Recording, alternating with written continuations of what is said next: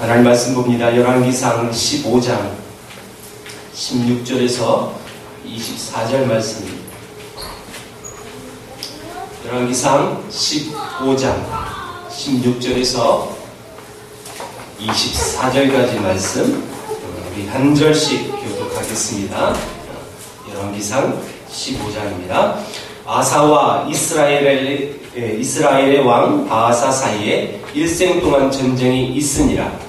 이스라엘의 왕 바아사가 유다를 치러 올라와서 나라를 노출하여 사람을 유다 왕 아사가 왕위를 살펴야 하니라. 아사가 여호와의 성전 곡간과 왕궁 곡간에 남은 은금을 모두 가져다가 그 신하의 손에 넘겨 다메섹에 거주하고 있는 아람의 왕 헤시온의 손자 다브림몬의 아들 벤하닷에게 보내매 이르되 나와 당신 사이에 약속가 있고 내 아버지와 당신의 아버지 사이에도 있었느니라. 내가 당신에게 은금 예물을 보냈으니 와서 이스라엘의 왕 바아사가 약조를 깨뜨려서 그 나라를 떠나게 하라. 벤하닷이 아사 왕의 말을 듣고 그의 군대 지휘관들을 보내 이스라엘 성읍들을 치되 이연과 단과 아벨 벳마아가와 김네레 온 땅과 납달리 온 땅을 쳤더니 아사가 듣고 라마를 건축하는 일을 중단하고 그리사에 거주하니라. 이에 아사 왕이 온 유다에 명령을 내려 한 사람도 모면하지 못하게 하여 바아사가 라마를 건축하던 돌과 제목을 가져오게 하고 그것으로 베냐민의 게바와 미스바를 건축하였더라. 아사의 모든 사적과 모든 권세와 그의 행한 모든 일과 성읍을 건축한 일이 유다와 역대 지략에 기록되지 아니하였느냐. 그러나 그는 늘 강하게 아래 병이 같이 있습니다. 아사가 그의 조상들과 함께 잠에 그의 조상들과 함께 그의 조상 다윗의 성읍에 장사되고 그의 아들 여호사밧이 대신하여 왕이 되니라. 아멘.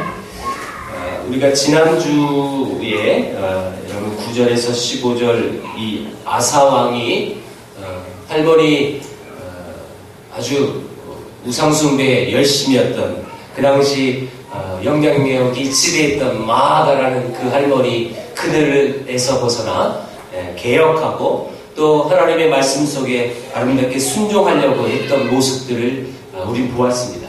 그 아사왕 시대에 이제 전쟁이 났던 사건이 오늘도 본문이기도 하고요.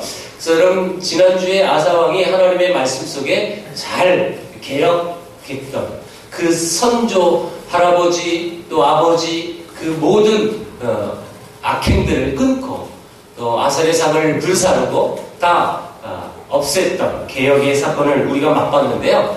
계속 이어질 것입니다. 왜냐하면 오늘 본문 외에 오늘 역대하에 가보면 이 아사왕에 대한 부분이 아주 자세히 기록이 되어 있어요. 그래서 그 개혁에 되어졌던 부분을 조금 더 자세히 볼 것이며 또 이 전쟁 통해서 또 그가 또 얼마나 또 하나님 앞에서 또 잘못되어진 부분이 하나 있는데 그것들은 무엇인지 살펴보면서 오늘날 우리가 살아가는 우리에게 어떤 말씀을 주실까 여러분 그것을 바라보며 오늘 말씀을 보겠습니다. 오늘 본문 앞에 나오는 여러분 14절을 보십시오. 14절 이 아사왕이 개혁을 했는데 자 14절에 보니까 다만 산당은 없애지 아니하니라. 그러나 아사의 마음이 일평생 여호와 앞에 온전하였으며 자 여러분 다만 산당은 없애지 않았는데 이 아사의 마음이 일평생 여호와 앞에서 여러분 온전했다라고 지금 성경은 표현하고 있어요.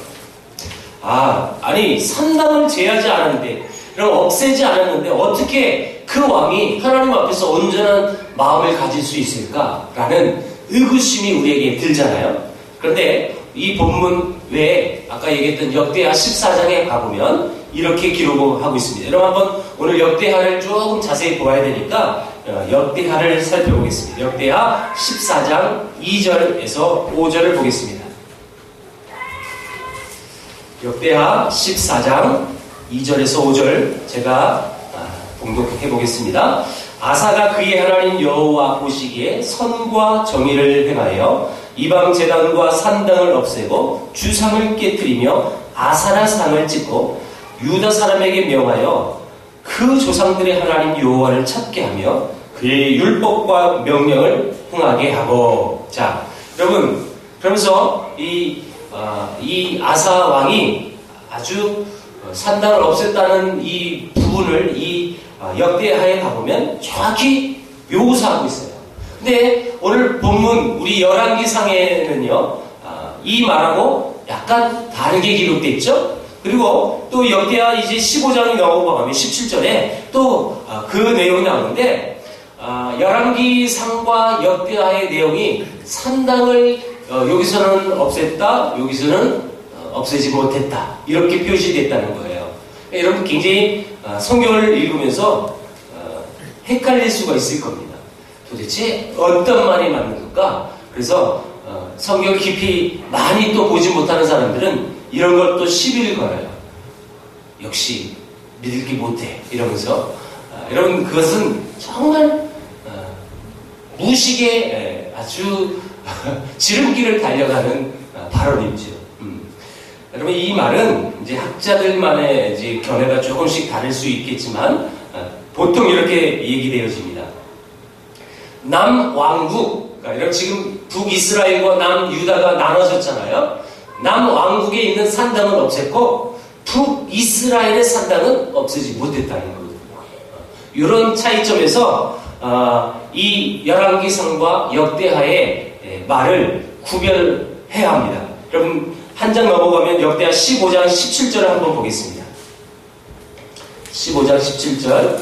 산당은 이스라엘 중에서 제하지 아니하였으나 아사의 마음이 일평생 온전하였더라. 지금 역대 기록이 정확히 기록하고 있는데, 자, 어디에는 없애지 않았어요? 이스라엘 중에는. 그러니까 여러분, 남유다와 북이스라엘이 이렇게 갈려진 이유는 이스라엘 하면 북쪽을 얘기하는 거예요.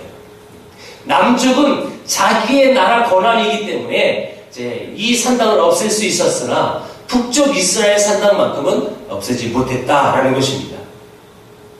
자, 여러분, 이제 온 국민 앞에서 이 아사 왕이 개혁자가 되었고, 이 종교개혁을 지켜보는 하나의 사건이 터지는데, 그게 역대하 14장에 그대로 표출되어지고 있습니다. 여러분, 이제 오늘 이 주된 본문은 14장이에요. 역대하 14장.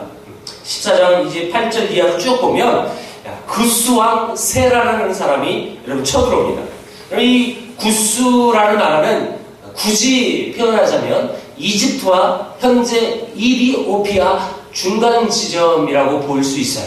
굳이 표현하면 그 정도의 지역의 사람들인데, 이 구스 여기가 여러분 100만 대군을 몰고 여러분 쳐들어왔어요. 남유다를. 그러니까 보세요. 이집트, 에디오피아, 그리고 여기가 남유다, 여기가 북이스라엘. 그러니까 여러분 밑쪽에서 아프리카에서 쳐들어오니까 남쪽 유다의 남쪽을 쳐들어온 거겠죠. 그래서 이 남쪽 유다의 바로 예루살렘 밑에 여러분 쳐들어왔는데 약 100만 대군이었다는 거고, 그리고 이스라엘 남유다죠. 남유다 지파에서는 약 58명, 베냐민 지파까지 합해서 58명의 군사가 있었고, 또 100만 명이 쳐들어왔다는 거예요. 여러분 숫자적으로 따져보면 거의 배가 되잖아요. 근데 이 겉으로 보여지는 이 숫자만 봐도 구스가 훨씬 유리했었어요. 이 상황 속에 여러분 이 역대하는 아주 이 부분을 자세히 기록하고 있어요. 열왕기상에는 이 부분을 좀 자세히 기록하지 않아요. 자, 여러분, 역대하 14장 8절부터 12절인데요. 아주 오늘 중요한 말씀입니다. 제가 9절부터 읽어볼게요. 9절. 14장 9절이에요.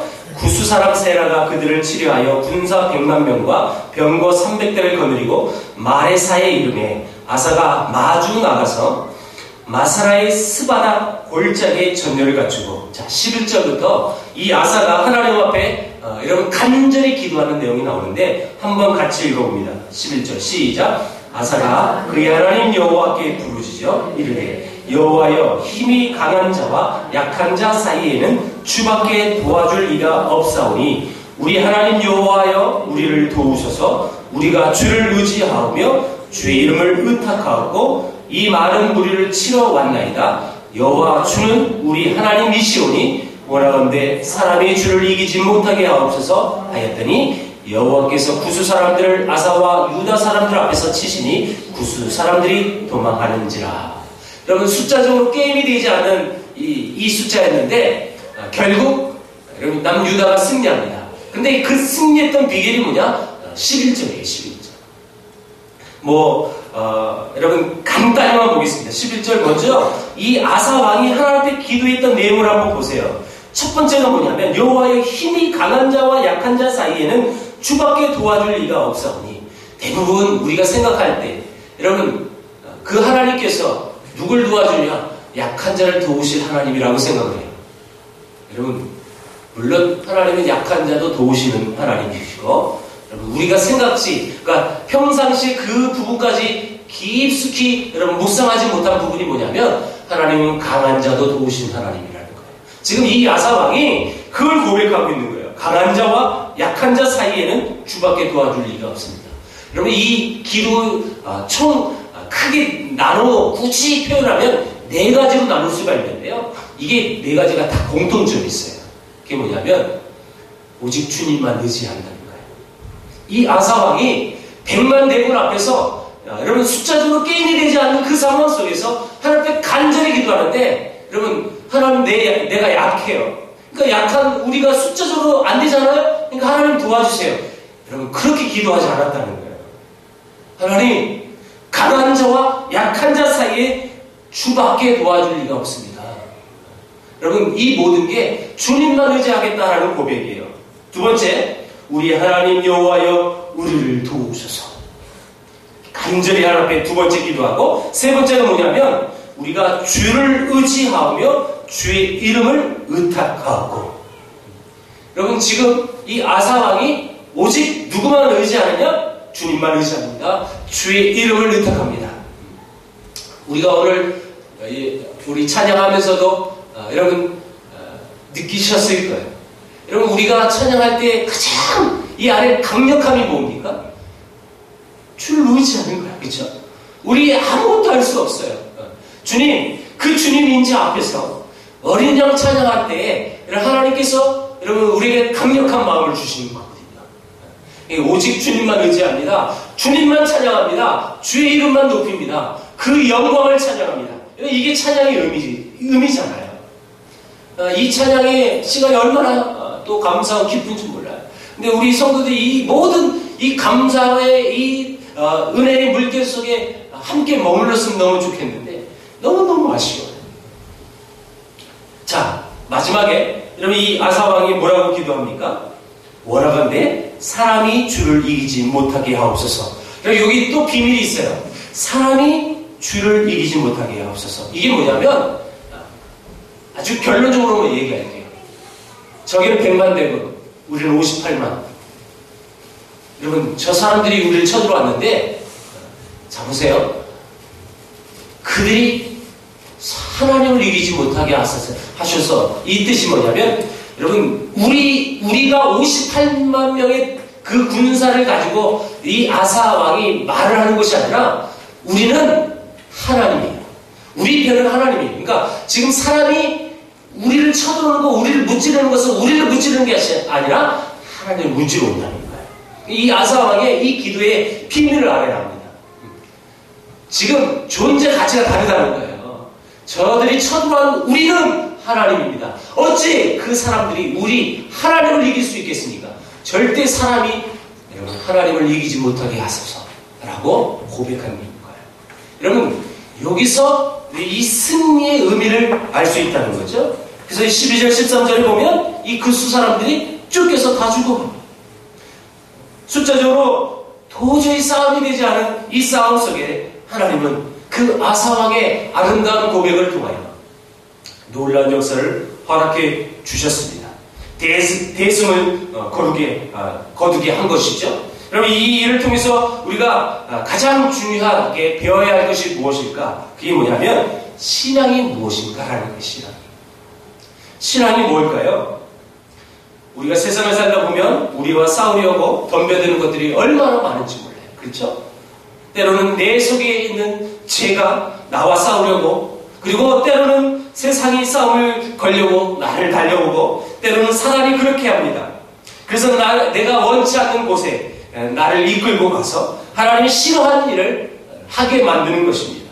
그럴 때마다 우리가 해야 할 일이 무엇일까요?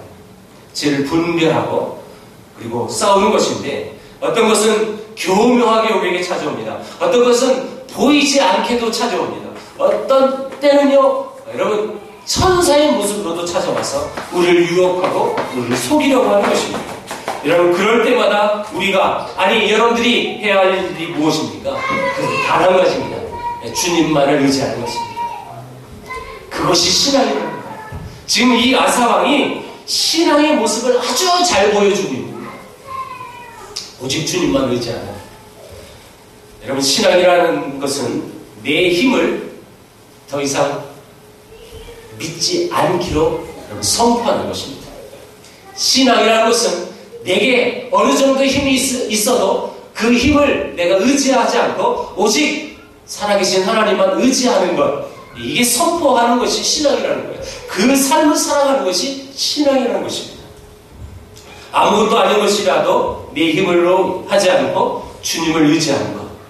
여러분, 이런 삶이 하나님이 기뻐하시는 삶이거든요. 여러분, 아사왕이 하나님, 그래도 제가 58만 명의 대군이 있습니다. 하나님 조금만 도와주세요. 그러면 승리할 수 있을 것 같아요. 이런 기도하지 않았다는 거예요. 전적으로 하나님을 의지했다는 거죠. 이게 비밀이에요. 여러분, 마틴 루터가 종교개혁을 일으켰을 때, 여러분, 그래서 만든 찬송곡이 있다고 제가 지지난주에 우리 엑주스쿨 하면서 말씀드렸죠? 내 주는 강한 성이요. 2절에 보면 이렇게 기록되어 있습니다. 내 힘만 의지할 테면 패할 수밖에 없도다. 그러니 힘 있는 장수가 나와서 날 대신 싸우셔야 합니다. 라는 고백이 나와요. 이 장수 누군가? 우리 주 예수 그리스도죠. 만유의 주로다. 당할 자 누구냐? 반드시 이기리로다. 여러분, 이 마틴 루터가 종교개혁을 일으켰을 때 얼마나 힘들었는지 몰라요. 온통이 가톨릭 천지 밭이에요. 수많은 사람들이 달려들어요.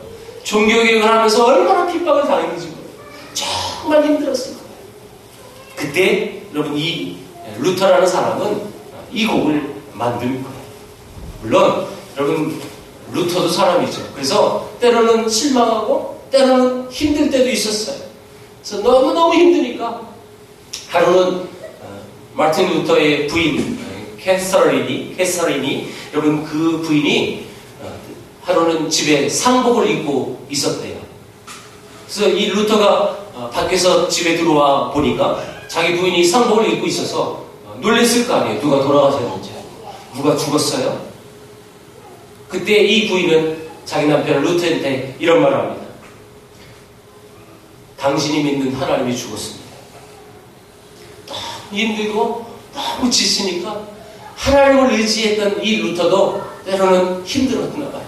그러니까 이 부인이 그 남편을, 여러분, 힘을 더하기 위해서 그런 아름다운 극단적인 모습을 보여주는 거예요. 당신이 믿는 하나님이 죽었나 봐요. 여러분, 이 사건을 통해서 또 루터는 힘을 얻어요. 여러분, 신앙은 전적으로 주님의 능력이고 주님의 힘인 것입니다. 이걸 의지해야 하는 것이죠. 내게 어느 정도 있습니다. 하나님 조금만 더 해주시면 돼요. 그것이 아니라 하나님, 내게 있는 건 이걸 다 내려놓고요. 나는 오직 하나님만 의지합니다. 전적으로 나는 하나님만 바라봅니다. 여러분, 이 고백이 우리 안에 있기를 여러분 축복합니다. 그런데 이 아사 왕도, 그렇게 아름다운 신앙의 모습을 보였던 이 왕도 여러분, 말년에 또 약간 실패한 모습이 나타나요. 그게 오늘 열왕기상 본문이에요. 16절에서 24절 말씀. 여러분, 이 북왕국은 이제 여로보암이 죽고 그 아들 나답이 등극했어요. 근데 그 나답이 등극했을 때 바하사라는 사람이 쿠데타를 일으켜서 나답을 죽이고, 여러분, 새로운 왕조가 등극되어져요. 여러분, 이 북이스라엘은 계속 왕조가 바뀝니다. 약 9번의 왕조가 바뀌어요. 근데 남유다는 절대 바뀌지 않아요. 그 씨가 그대로 일어나요. 여러분, 이제 계속 열왕기상하를 보면 아시겠지만 하나님이 약속하셨던 그 약속을 이루시는 거예요. 북이스라엘은 계속 바꿔버려요. 자, 여러분 이 바하사라는 이 사람이 쿠데타 일으켜서 왕이 됐고, 그리고 예루살렘 바로 위쪽에 약 20리 위쪽, 그러면 약 8km예요. 8km. 굉장히 가까운 거리죠. 그곳에서 라마라는 곳에서 여러분 건축을 했어요. 이 라마라는 곳은 사무엘 선지자의 고향입니다. 예루살렘에서 아주 가까운 곳이라 높은 곳에서는 예루살렘이 다 훤히 보일 수 있는 지형이에요. 그러니까 다시 말하면 전략 요충지였다는 것이죠. 그곳에서 여러분 요새를 만들고 있었을 때 이 바하사가 이 길목을 막고 있는 거예요. 요새를 짓고. 왜? 남 유다 예루살렘으로 1년에 3번 이상 우리 이 이스라엘 백성들은 가서 제사해야 하는데 그걸 막기 위함. 여러분 그래서 이 북이스라엘 가장 일대 선조 여로보암이 무슨 짓을 했어요? 일부러 산당을 만든 거잖아요. 그렇죠? 마찬가지예요. 이 바하사, 이 쿠데타를 일으켰던 이 북이스라엘 바하사도 마찬가지로 이 이스라엘 백성들이 남쪽으로 못 내려가게 아사 왕의 그 개혁의 물결에 휩쓸리지 못하도록 막아버리기 위해 라마를 점령하고 있는 거예요. 요새를 만든다는 거예요. 이때 아사 왕이 그 전에 저 구스왕 세라가 쳐들어왔을 때 100만 명의 대군이 쳐들어왔을 때 오직 하나님만 의지했던 그 아사 왕이 이제 딴 사람이 되어졌어요. 이제는 하나님을 의지하지 않아요. 왕궁과 신전에 있는 모든 은금을 다 끌어낼 수 있는 모든 것을 다 끌어모아서 신하를 통해서 여러분 저 위에 있는 아람왕 벤 하닷에게 보내요. 여러분 이 아람왕에게 보내는 이유가 뭐예요? 여러분 북이스라엘, 남유다 위에는 아람. 그러니까 여러분 북이스라엘은 아람과 남유다와 여러분 가운데에 속해 있는 나라예요. 그러니까 이 신하를 보내서 너희들이 쳐들어와라. 그러면 이 라마의 요새를 더 이상 완공 못하고 모든 군사력이 또 북쪽으로 갈 것이다. 이 계략을 짠 거예요. 그리고 실질적으로 그렇게 이루어졌어요. 그래서 이스라엘 북쪽 지역에 아람왕이 쳐들어와요. 왜냐하면 이 아람왕은요 항상 남하 정책을 꿈꿨던 그런 사람들이에요. 애굽은 동쪽으로, 북쪽으로, 그리고 북쪽에 있는 시리아, 아람, 이 지역은 남쪽으로. 그래서 여러분 늘 이스라엘은 늘 전쟁사예요. 어쩌면 그렇게 한국하고 똑같아요. 정말 똑같아요. 늘 주인이 바뀌는 나라. 그런 아픔이 우리 민족하고 동일해요. 여러분 분단의 비극이죠. 그 옛날 솔로몬 시대만 했어도 이 아람, 이 수리아 지역은 여러분 이스라엘에게 꼼짝도 못했던 나라였습니다. 그런데 이제는 완전히 뒤로 바뀌었어요. 완전히 바뀌었어요. 여러분 이 사건이 오늘 본문이 열왕기상 15장 16절에서 24절 말씀이에요. 이 내용도 역대하에 그대로 기록되고 그런데 우리 역대하고 이렇게 같이 보면서 역대하가 더 상세하게 기록됐다는 걸 알 수 있겠죠. 그 앞에 있는 사건도 생략된 사건이 역대에 기록됐고 오늘 이 사건을 통하여 여러분 선견자 하나님의 선지자 하나님이라는 사람을 통해서 이 아사 왕을 하나님이 여러분 책망하셨어요. 그 본문을 보겠습니다. 16장 역대하 16장 7절입니다. 역대하 16장 7절부터 10절 말씀 제가 읽어봅니다. 그때의 선견자 하나니가 유다 왕 아사에게 나와서 그에게 이르되 왕이 아람 왕을 의지하고 왕의 하나님 여호와를 의지하지 아니하였으므로 아람 왕의 군대가 왕의 손에서 벗어났나이다. 구스 사람과 루스 사람의 군대가 크지 아니하며 말과 병거가 심히 많지 아니하더이까. 그러나 왕이 여호와를 의지하였으므로 여호와께서 왕의 손에 넘기셨나이다. 옛날들을 끄집어내면서 그 구스왕은 크지 않았습니까? 군인들이 그렇게 많지 않았습니까? 많았다는 거죠. 근데 하나님을 의지했더니 하나님이 그 모든 전쟁에서 승리케 하셨다는 거예요. 자, 9절입니다. 자, 9절 같이 읽습니다. 시작. 여호와의 눈은 온 땅을 두루 감찰하사 전심으로 자기에게 향하는 자들을 위하여 능력을 베푸시나니 이 일은 왕이 망령되이 행하였은즉 이후부터는 왕에게 전쟁이 있으리라. 아멘. 그리고 10절에 보세요. 아사가 노하여 선견자를 옥에 가두었으니 이는 그의 말에 크게 노하였음이며 그때 아사가 또 백성 중에서 몇 사람을 학대하였더라. 이 말을 들었던 그 말을 했던 하나니라는 사람은 옥에 가두고 또 몇 사람을 여러분 학대했대요. 아사가요. 그 말이 싫어서. 중요한 것은 9절 말씀이에요. 하나님의 속성을 정확히 또 말씀하시는데 뭐냐면 하나님의 눈은 여호와의 눈은 온 땅을 두루 감찰하사 전심으로 자기에게 향하는 자들을 위하여 능력을 베푸시라. 자, 하나님이 능력을 베푸실 때 누구에게 능력을 베푸신다고요? 하나님에게 향하는 자들에게. 이게 여러분 열왕기상에 있는 말 그대로 표현하면 주를 의지하는 자에게 이 뜻이에요.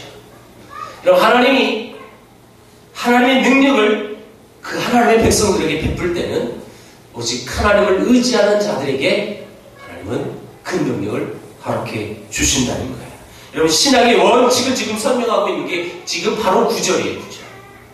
여호와의 눈은 온 땅을 두루 감찰하사 전심으로 자기에게 향하는 자들에게 여러분 그에게 향하는 자들에게 능력을 베푸신다는 거죠.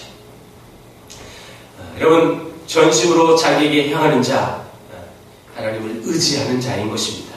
신앙이라는 것은 자기의 힘을 의지하고 자기를 믿고 또 내 능력을 조금이나마 그것을 활용하려고 애쓰는 그것이 신앙이 아니라 오직 내 모든 것 하나님께 의지하고 사는 거예요. 그런데 이것을 끝까지 유지하는 게 얼마나 중요한지 몰라요.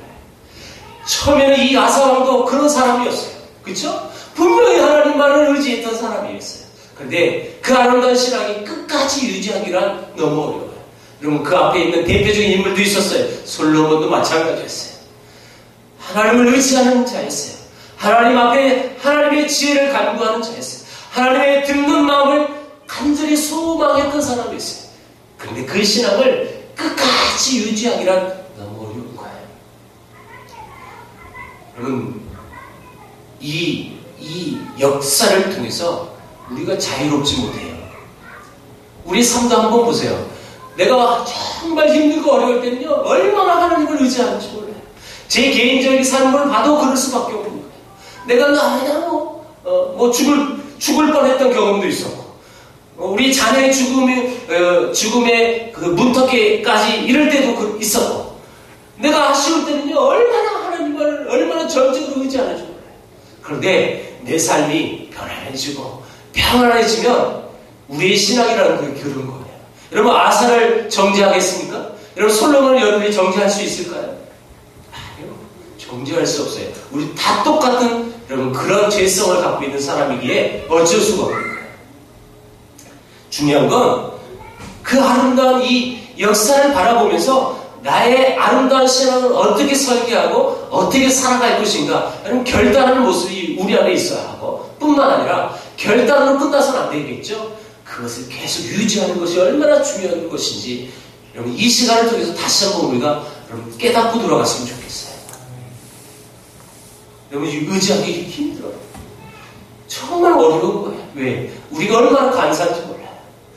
그래서 여러분 이런 속담도 있잖아요. 화장실 들어갈 때하고 나올 때 다른 거예요. 정말 다른 거예요. 너무 간절한 그 의지할 수밖에 없었던 그 상황은 여러분 누구나 의지할 수 있는 거예요.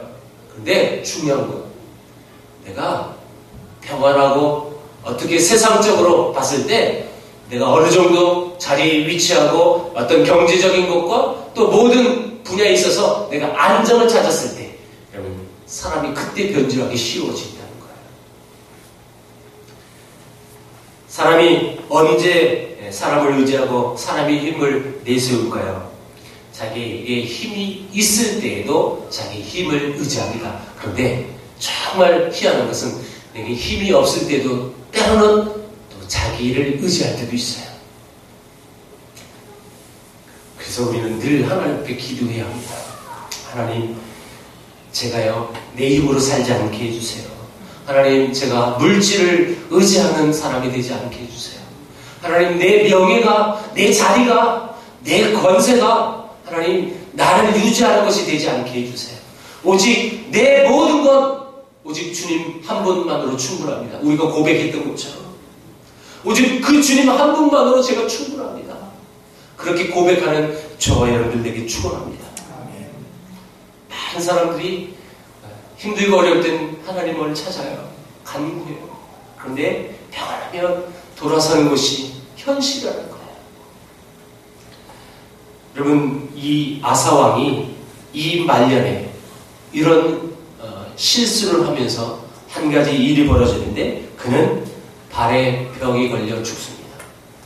근데 역대하 16장 1절에서 14절에 보니까 이렇게 기록하고 있어요. 그의 발이 병들어 매우 위독하였으나 병이 있을 때 그가 여호와께 구하지 아니하고 의원들에게 구하였더라. 그래서 결국 죽었더라. 이렇게 적혀 있는 거예요. 여러분 물론 우리가 일상생활하면서 우리가 아플 때도 있잖아요. 저도 약을 먹고 사는 사람인데 여러분 그렇다면 이게 하나님만 의지해야지 의사 그리고 병원을 의지해서는 안 되겠다 이런 뜻일까요? 아니죠. 여러분 약도 의사도 하나님이 주신 은혜예요. 그것만 의지하면 반드시 죄입니다. 대신 또 오해하면 안 돼요. 그런 거 약 병원 안 가고 하나님이 치료해 준 거야. 얼마 전이죠? 사이비 목사가 자녀들 그렇게 굶기고 안수하고 하면서 굶어 죽여버렸잖아요. 정말 무식한 거예요. 그 사람은 정식 신학교 나온 사람이 아닌데도 목사라고 알려져서 또 얼마나 우리 교회가 무식함으로 또 이렇게 통했는지 몰라요. 안타까운 상황이에요. 여러분 그게 신학이 아닙니다. 여러분 약을 먹어도 돼요. 의사를 의지하기도 돼요. 그런데 그 대신 이런 전제가 있죠. 약도 의사도 하나님이 주신 통로예요. 여러분 기도하면서 약을 먹어야 하는 거고 기도하면서 진료를 받아야 하는 거예요. 이게 하나님 주시는 방법이에요. 너무 한 곳에도 치중하면 멍청한 거예요. 여러분 지금 이 아사왕의 말로가 뭐예요? 하나님을 의지하지 않고 하나님께 구하지 않고 뭐만 의지했어요? 의원들에게만 의지했다는 거예요. 그래서 죽었다는 거예요. 여러분은 하나님만을 의지하는 여러분 되시길 축복합니다. 약도 의사도 여러분 활용하세요. 대신 하나님이 주신 통로라는 것을 확신을 갖고 하나님 이 약을 먹으면서 하나님이 이미 연구자들을 통해서 이미 검증된 그 약들을 통해서 하나님 내 병이 내 몸에 아픈 것이 치료되어지기를 원합니다. 의사를 통해서 내 숨겨져 있던 병도 다 발견되게 해주세요 라고 기도할 수 있는 거예요. 충분히 할 수 있는 거죠. 뿐만 아니라 오늘 핵심이었던 그 내용을 우리는 잊지 않기를 바라요. 하나님의 감찰하시는 눈앞에 바로 너 같은 사람을 내가 원한다는 여러분 포위망에 여러분들이 걸려드리는 여러분들에게 축복합니다. 오직 주님만 바라보는 그 아름다운 신앙, 오직 주님만 내가 의지합니다. 오직 주님 그 한 분만 나는 충분합니다 라고 고백하며 입술로의 고백으로만 그치는 것이 아니라 삶에서 그대로 표출되어질 때 여러분 하나님은 그런 자를 하나님이 감찰하사 하나님이 그 사람에게 능력을 이렇게 주신다고 오늘 분명히 말씀하셨다는 거예요. 여러분 그 감찰하시는 하나님 눈에 여러분 띄어지는 여러분 되시길 마지막으로 축복합니다. 기도하겠습니다.